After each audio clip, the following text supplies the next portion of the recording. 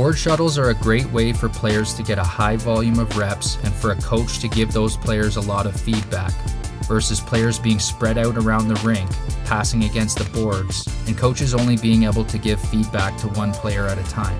Board shuttles also use a bit trickier of a bounce coming off the boards, whereas line shuttles have relatively more stable ball placement, which makes this drill a little bit more difficult for beginners. In this drill, have players line up in groups of ideally 3 to 5 players if possible, facing the sideboards or a wall, standing approximately 10 to 15 meters away, marked by a pylon for beginners so they don't creep in too close to the boards. In variation 1A, the first player in line starts with the ball, runs a few steps forward, and rolls the ball against the boards, such that the ball bounces back to the next player in line, ideally towards their dominant hand. Coaches should encourage beginners to get in front of the ball with their body, instead of reaching with their arms, which is an all or none scenario. Whereas, if the player can get their body in front of the ball, at least if they miss it, it may hit their legs or body and afford them a second opportunity to pick it up.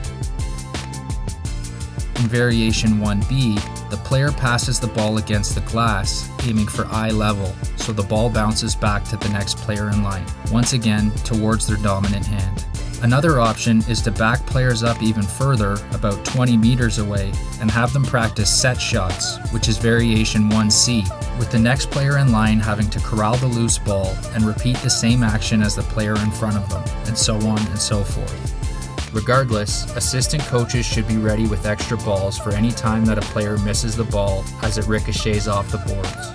Variation number 2 is the same as the previous variations, except coaches should ask players to attempt to pass the ball off the boards to the opposite side of the strong hand of the player in line behind them, with that player attempting to corral the loose ball across their body. This is more of an intermediate variation of the drill, which should only be used once players are having a high level of success with regular passes to the strong side of the player behind them.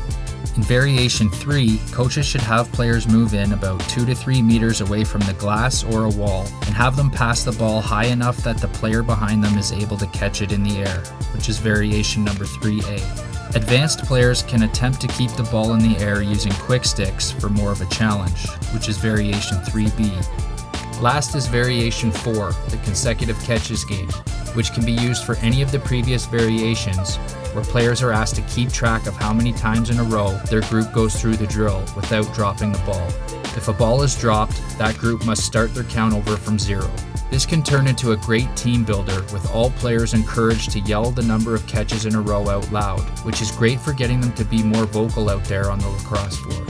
At the end of the day, the less players in each shuttle, the more of a cardio effect to be had, and also the higher likelihood of players dropping balls in the drill. If you're coaching young beginners, you may never get past the loose ball variation of this drill,